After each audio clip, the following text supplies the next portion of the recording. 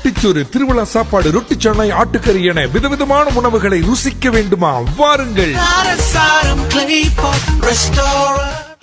Penang முன்னாள் துணை முதல்வர் பேராசிரியர் ராமசாமி வழங்கக்கூடிய 1.82 மில்லியன் அபராத தொகையை பாலஸ்தீன போராளிகளுக்கு வழங்குவேன் என்று சமய போதகர் சாகிர் நாயக் தெரிவித்துள்ளார்.